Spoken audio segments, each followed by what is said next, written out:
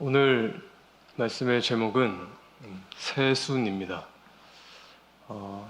지난 주일 저희가 부활절을 보내왔었는데 매년 부활절이 되면 이제 제가 담당하고 있는 자람부에서는 아이들에게 소정의 선물을 준비합니다.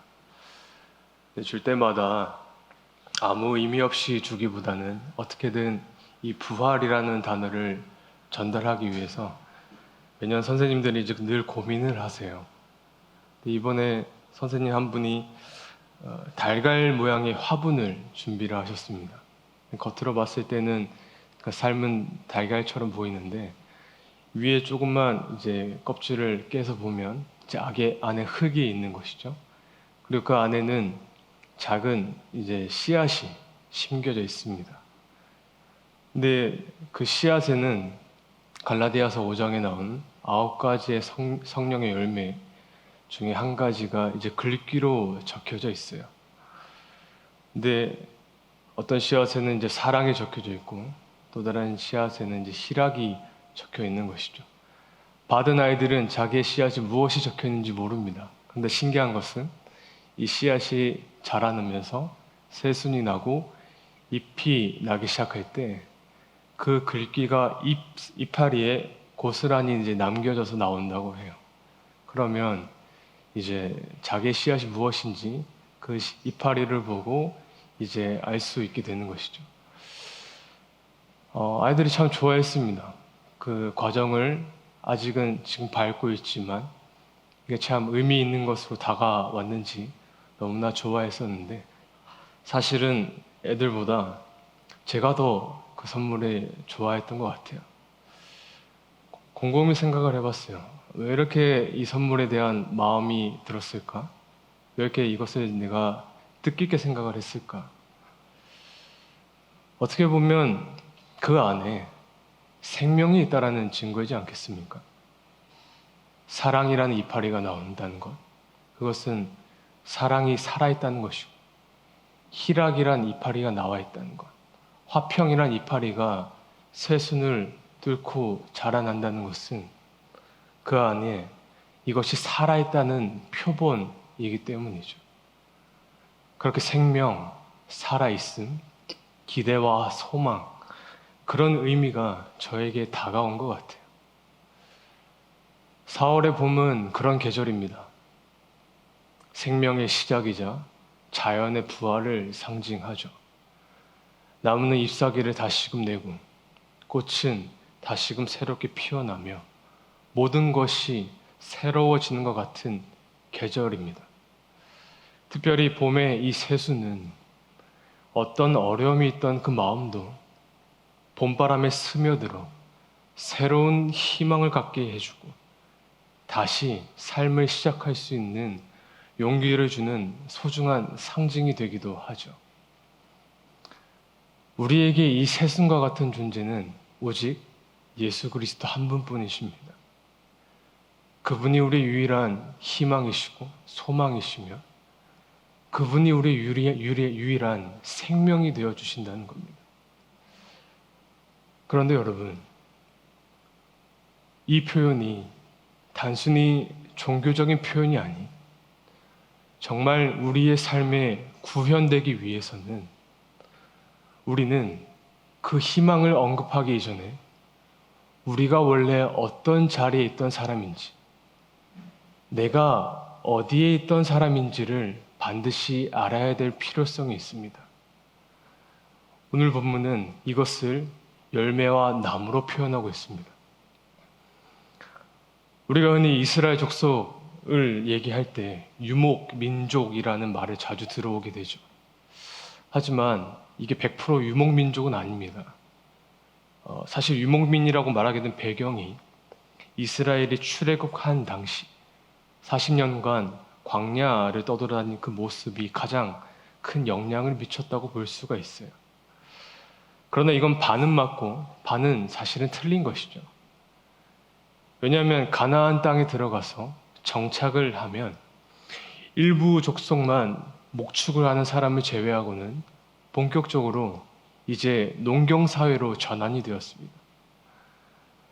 이제 그 땅에서 농사를 짓고 비를 기다리는 것이 이제 그들의 삶인 것입니다. 그래서 그런지 하나님께서는 농경 사회였던 이 이스라엘 백성들이 말씀을 잘 이해시키기 위해서 이 농사의 비유를 성경에 아주 많이 기록을 하셨어요. 오늘 말씀도 이 농경 사회를 살았던 사람들은 직관적으로 이해할 수 있는 그런 말씀이었습니다. 그런데 이 말씀을 명확하게 이해하기 위해서는 여러분, 이 말씀을 기준으로 전과 후의 문맥에 어떤 내용이 나오고 있는지를 우리는 반드시 확인을 해야 돼요. 먼저 오늘 본문 이전에는 무슨 내용이 나오냐? 우리가 너무나 잘 아는 좁은 문의 비유가 나옵니다. 넓은 문으로 많은 사람들이 들어가지만 그것은 구원의 문이 아니다. 좁은 문으로 들어가는 자야만이 구원에 이르는 문으로 들어가는 것이다. 그리고 오늘 본문 말미에는 이런 말씀이 나옵니다. 나더러 주여 주여 하는 자마다 천국에 들어갈 것이 아니요 아버지의 뜻대로 행하는 자라야 천국에 갈지라. 너희는 반석 위에 집을 지어라. 반석은 내 말을 듣고 그대로 행하는 사람이다. 좁은 문과 넓은 문, 하나님의 뜻대로 행하는 것, 이 앞뒤 배경을 생각하면서 오늘 본문 15절과 20절까지 말씀 한번 읽겠습니다. 같이 읽겠습니다. 거짓 선지자들을 삼가라. 양의 옷을 입고 너희에게 나오나 속에는 노략질하는 일이라. 그들의 열매로 그들을 알지니 가시나무에서 포도를 또는 엉겅퀴에서 무화과를 따겠느냐. 이와 같이 좋은 나무마다 아름다운 열매를 맺고 못된 나무가 나쁜 열매를 맺나니 좋은 나무가 나쁜 열매를 맺을 수 없고 못된 나무가 아름다운 열매를 맺을 수 없느니라. 아름다운 열매를 맺지 아니하는 나무마다 찍혀 불에 던진지느니라. 이러므로 그들의 열매로 그들을 알리라. 이 말씀에 열매가 참 많이 나오죠. 총체적인 의미가 무엇인지 잘 파악할 수 없을 수도 있지만 앞뒤 맥락을 토대로 여기서 말하는 열매는 여러분 무엇을 의미할까요? 너무나 분명하게도 여기서 나오는 열매는 하나님의 말씀을 듣고도 행하지 않는 자, 그분의 뜻을 따르려 하지 않는 자들, 그래서 그 자들을 향해 열매 맺지 않는 나무, 나쁜 열매를 맺는 나무라고 말씀하신 겁니다. 이 의미는 다르게 해석할 여지가 없어요. 숨기거나 이것을 가릴 이유가 없습니다. 분명하게 앞과 뒤 맥락상 오늘 본문은 하나님의 뜻대로 행하지 않는 자들을 향한 경고인 겁니다. 네, 오늘 본문은 경고의 말씀입니다. 하나님은 정의로우시고 하나님에겐 타협이란 없기 때문에 이것을 좌시하지 않겠다라는 거예요. 이것을 그냥 넘어가지 않겠다라는 말씀입니다. 그래서 이 말씀은 1차적으로 대상이 누구냐? 1차적으로는 거짓 선지자들이고 그리고 그 자리에 있던 유대인들을 향해서 하신 말씀이었어요. 여러분, 그들은 이미 율법을 가지고 있는 사람들이에요. 그럼에도 이들은 하나님의 법을 알면서도 순종하지 않는 것에 대해 하나님이 심판을 하시고 내가 반드시 너희의 행위에 대해 도끼로 나무를 찢고 불구덩이에 던질 거라고 이야기를 하고 계신 겁니다. 19절과 20절입니다. 같이 읽겠습니다. 아름다운 열매를 맺지 아니하는 나무마다 찍혀 불에 던져지느니라. 이러므로 그들의 열매로 그들을 알리라. 산 정상에 수많은 사람들을 모여두고 예수님은 지금 그 존재적으로 악한 자들, 종자 자체가 너무나 악해서 이 나무에는 좋은 열매를 조금 더 기대할 수 없는 그런 절망적인 상태를 지금 말씀하고 계시는 거예요. 내가 너에게 끊임없이 말씀을 선포했는데, 율법을 전하였는데, 너희의 그 악한 종자는 도무지 변함이 없구나. 수천 년 동안 그 지었던 죄를 지금까지도 짓고 겉으로는 간절한 마음으로 이곳에 나와 있지만 너희의 그 속사람은 여전히 돌아오지 않는구나. 나쁜 나무는 아무리 열심히 노력을 해도 좋은 열매를 맺을 수가 없다. 종자 자체가 그렇기 때문에 불가능. 그래서 사실 오늘 본문은 좋은 열매를 맺지 못하는 이 나무에 대한 절망적인 말씀인 거예요. 만약에 그저 열매 조금 비슷한 거, 조금 괜찮은 사람이 되는 게 목표라면 그나마 다행이었겠지만, 여러분, 하나님이 기대하신 이 열매라는 것은 그 정도가 아니라 하나님을 사랑하고 그분의 뜻을 따라가고 내 삶을 맡겨드리는 삶이라면, 여러분, 우리 역시도 도무지 하나님을 찾지도 원하지도 않는 그런 우리 현실이지 않습니까? 이런 인간의 타락과 무능에 대해서 마틴 루터는 이렇게 얘기했습니다. 우리가 모든 것을 원하고 의로운 일을 행할지라도 구속받지 못한 이 본성으로는 하나님께로 향하고자 하는 이 마음은 우리 속에서 생기지 않을 것이다. 그래서 하나님께로부터 오는 이 행복, 평안, 만족, 그 부요는 바라면서도 그분의 뜻에 따라가는 것, 그리스도께서 가신 길을 나도 가는 것, 그분께 나를 드리는 것, 이런 것은 내 안중에 없다라는 거예요. 정말 그분이 원하시는 삶, 그것을 살기 위해 나를 드리는 것은 아직도 나에게 너무나 부담스러운 일이라는 겁니다. 그게 우리의 지금의 본성이라는 거예요. 그렇습니다. 여러분, 1차적으로 오늘 말씀은 끊임없이 예수님 앞에 반기를 드는 유대인들의 이야기지만, 우린 이 말씀을 읽으면서 우리가 원래 이 악한 나무였음을 부정해서는 안 될 거예요. 당장 나무에 놓여진 이 도끼로 인해 찍히고 불구덩이에 던져야 되는 그 나무였다는 사실을, 그게 나라는 자리라는 걸 우리는 부정해서는 안 된다는 겁니다. 그럼 이 지점에서 이런 질문을 할 수 있겠죠. 그렇다면 우리에게 정말 소망이 없는 것입니까? 네, 그렇습니다. 우리로서는 소망이 없습니다. 이 말씀만을 비춰봤을 때 우린 하나님의 심판을 받는 것 외에 다른 소망이 없다는 것을 우리는 알아야 되는 거예요. 이게 우리의 자리고 우리의 위치였다는 것. 여러분, 기억하십시오. 이것이 바로 신앙생활의 시작점이 되어야 돼요. 이 작은 화분에 그 흙 속에 씨앗이 처음 심겨지는 것처럼 이 자리가 우리의 신앙생활의 시작점이 되어야 된다고요. 나는 소망이 없다라는 것을, 나에게는 오직 절망뿐이었다라는 것을, 그게 내 자리라는 것을. 왜 오늘날 교회가 여느 종교단체와 똑같이 전락이 되고 계속해서 잘못된 길로 가고 있냐면, 목회자들이 지금 이 현주소를 강단에서 선포하지 않고 있어서 그렇습니다. 우리는 소망이 없어요.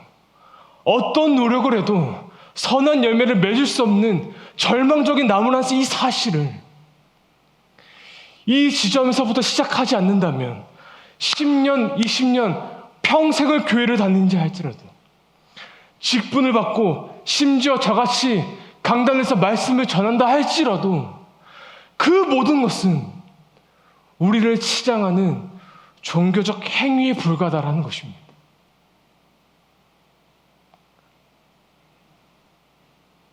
그런데 하나님께서는 그 자리에서 끝을 맺고 계시지 않으셨어요. 우리의 농부가 되신 예수님이 그 도끼에 잘려나간 우리를 그대로 내버려 두지 않으시고 그 일부를 모아서 다른 선택을 하신 것을 성경에 기록을 하셨습니다. 그게 로마서 11장 17절과 18절입니다. 같이 읽겠습니다. 또한 가지 얼마가 꺾이었는데 돌 감람나무인 내가 그들 중에 접붙임이 되어 참 감람나무 뿌리의 진액을 함께 받는 자가 되었음즉 그 가지들을 향하여 자랑하지 말라. 자랑할지라도 내가 뿌리를 보존하는 것이 아니요 뿌리가 너를 보존하는 것이니라. 여기서 나오는 이 돌 감람나무는 메시지 성경에선 돌 올리브 나무라고 표현을 합니다. 근데 이 돌이라는 표현에 붙인 이 나무가 사실은 원래 관리가 안 된 야생의 상태예요. 그러니 집을 짜도 기름이 안 나오고 나올지라도 상품으로는 가치가 없는 겁니다. 그런데 이 보잘것없는 나무의 가치를 성경에서 뭐라고 표현하셨냐면 참 올리브 나무에 접붙였다라는 거예요. 그동안 이 비옥한 땅의 양분만을 빨아당기는 아무 쓸모없는 이 나무를 도끼를 찢고 불에 태우지 않고 우리의 농부 되신 예수님께서는 그 나무의 가지를 잘라 새순을 돋아내기 위해 좋은 나무에 붙였다라는 거예요. 하나님께서 우리를 그렇게 하셨다는 겁니다. 잘려나갈 우리를 포기하지 않으시고 예수 그리스도라는 그 놀라운 나무에 접붙이셔서 우리에게도 좋은 열매를 맺을 수 있는 가능성을 열어주셨다는 거예요. 여러분, 이 일어난 사건이 바로 십자가입니다. 십자가는 예수님이 자신이 잘려나가신 그 자리에 우리를 심겨주신 그 사건이잖아요. 그래서 이 말씀을 고스란히 담아낸 구절이 갈라디아서 2장 20절입니다. 같이 읽겠습니다. 내가 그리스도와 함께 십자가에 못 박혔나니 그런즉 이제는 내가 사는 것이 아니요 오직 내 안에 그리스도께서 사시는 것이라. 이제 내가 육체 가운데 사는 것은 나를 사랑하사 나를 위하여 자기 자신을 버리신 하나님의 아들을 믿는 믿음 안에서 사는 것이라. 우리가 너무 잘 아는 말씀이지만 여러분, 이 말씀이 내가 살고 있지만 사는 것은 내가 아니라 내 속에 그리스도입니다. 이게 어떤 인식입니까? 내가 그리스도와 함께 지금 완전히 접붙여져 있다라는 것이잖아요. 나는 이제 이전과 도저히 같지 않습니다. 이제 내 존재가 완전히 바뀌어져 버렸습니다. 이제는 부족한 내 모습, 나의 연약성만을 드러내는 삶이 아니라 믿음 안에 살아가는 그 삶, 그 삶으로 나는 바뀌어 버렸습니다 라는 거잖아요. 존재의 변화를 지금 말하고 있는 거잖아요. 이제 사는 것은, 내 안에 사는 것은 이제 더 이상 나쁜 나무가 아닙니다. 좋은 나무의 가치로 내가 살아남아 있다는 것을 지금 보여주고 있다는 거잖아요. 여러분, 이것이 오늘날 우리 안에 가장 먼저 회복되어야 될 그 은혜이지 않겠습니까? 다른 어떤 것보다도 우리에게 이것이 가장 먼저 회복되어야 되지 않을까요? 나의 자리, 그러나 바뀌어진 현재의 나의 자리.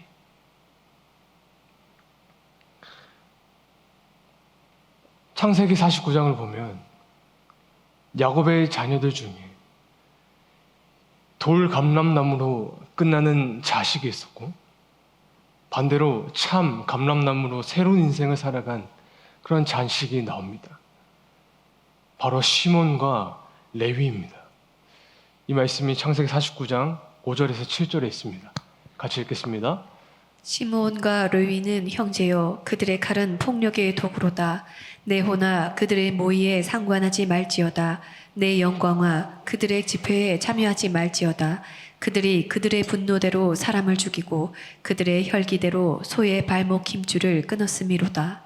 그 노여움이 혹독하니 저주를 받을 것이요 분기가 맹렬하니 저주를 받을 것이라. 내가 그들을 야곱 중에서 나누며 이스라엘 중에서 흩으리로다. 아멘. 이 말씀은 야곱이 죽기 전에 자식들에게 마지막으로 유언을 하고 있는 장면입니다. 근데 사실 유언이라고 하기에는 사실 좀 어려운 부분이 있어요. 통상적으로 우리가 유언이라고 할 때는 부모님이 마지막으로 자식들에게 어떤 조언과 좋은 말씀을 남기시잖아요. 그런데 창세기 49장을 보면 지금 야곱이 자녀들에게 축복을 전하기도 하지만 시몬과 레위에게는 지금 저주를 퍼붓고 있습니다. 야곱은 나는 내 인생이 망하기를 원한다고 지금 얘기하고 있어요. 지금 하나님께서 시몬과 레위 인생을 평가하셔서 야곱의 입을 통하여 그들에게 하나님의 마음을 전달하고 계신 거예요. 여러분, 시몬과 레위는 하나님 앞에서 폭력의 도구로 쓰임받는 인생이란 그런 평가를 받습니다. 그리고 그들에게 주어질 운명이 7절에 선포되어지는데, 내가 그들을 야곱 중에서 나누며 이스라엘 중에서 흩으리로다. 흩어지고 나뉘어지고 쪼개지는 겁니다. 야곱을 통해 전달된 하나님의 마음이었어요. 그리고 이건 실제로 두 사람의 운명이 되어져요. 잘 한번 들어보십시오. 민수기 1장을 보시면 이제 인구조사가 나오죠.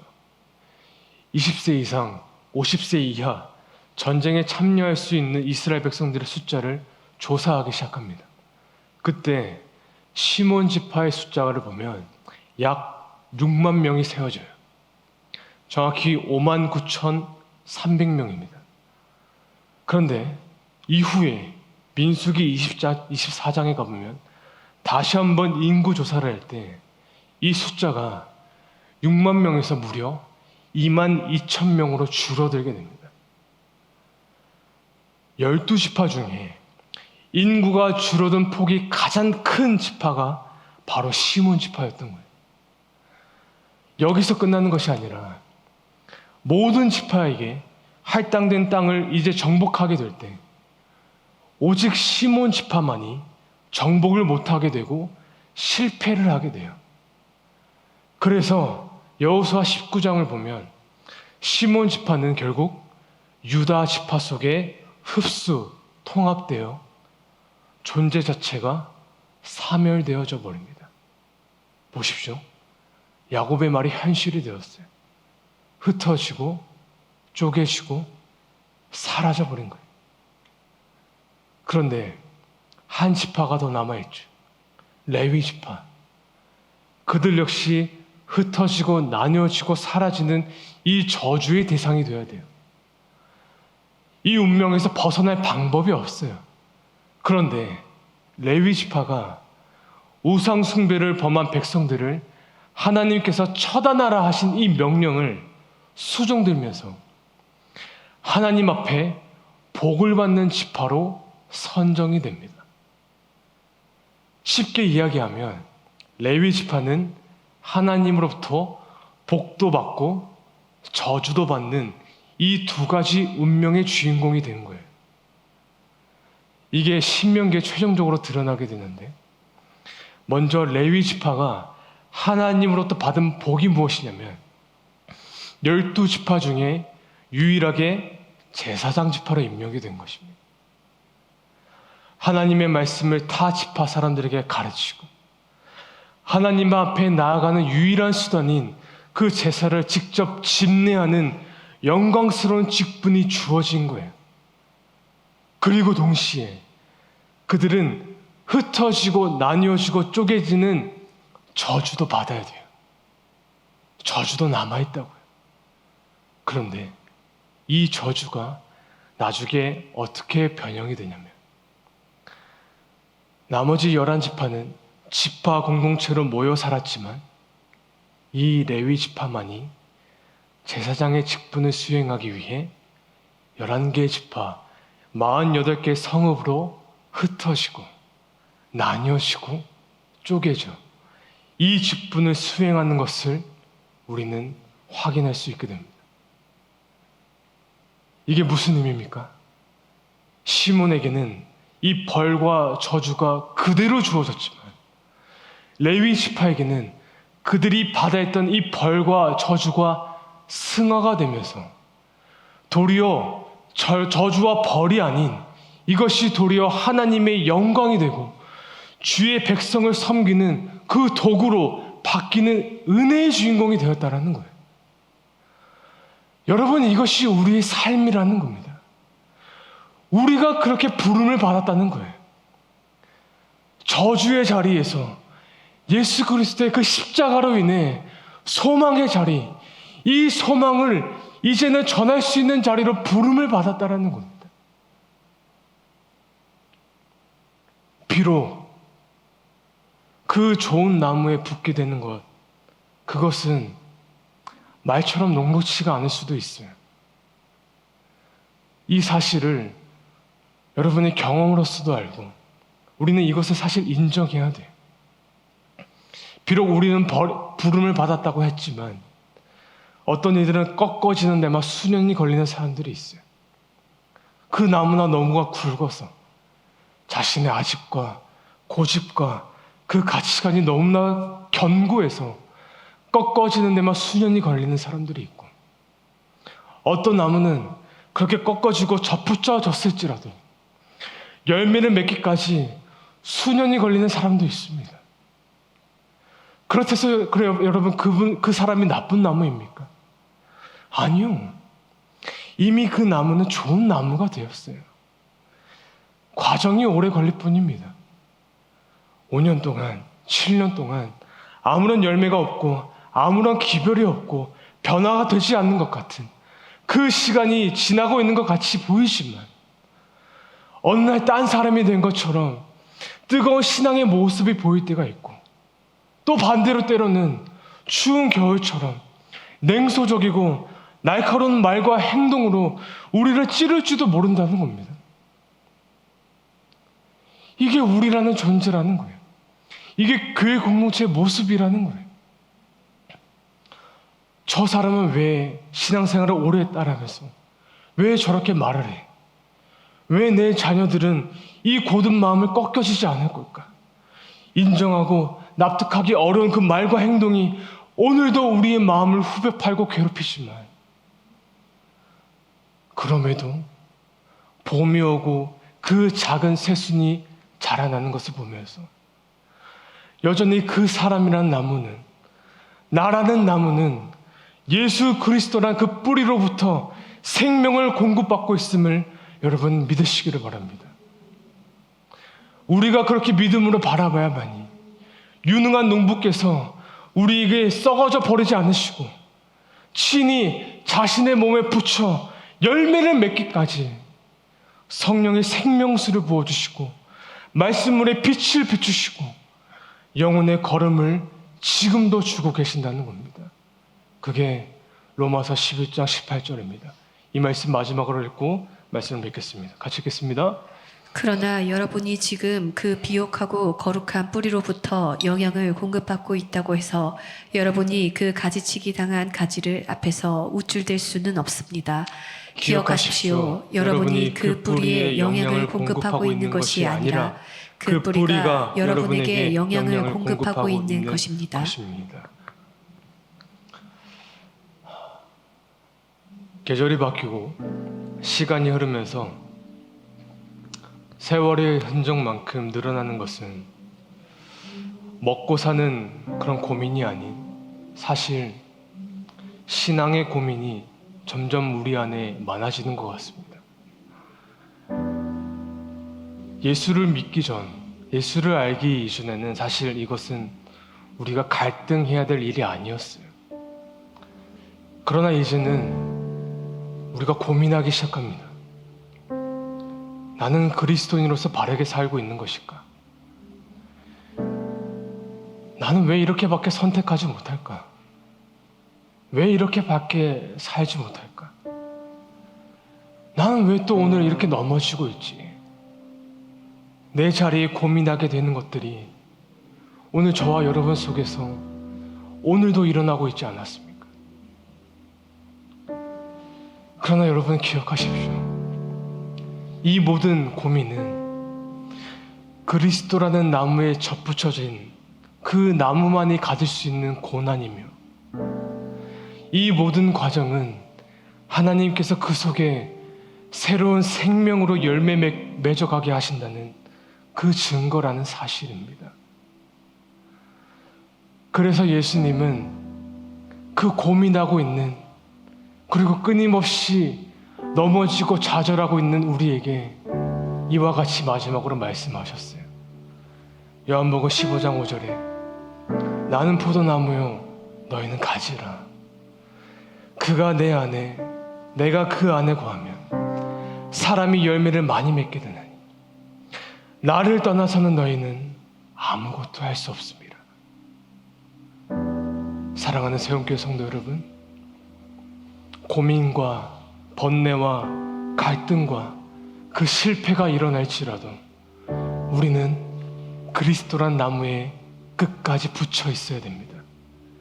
그 나무에 붙어 뜨거운 여름이 지나가야 되고, 그 나무에 붙어 얼어 죽을 것 같은 겨울을 지나가야 됩니다.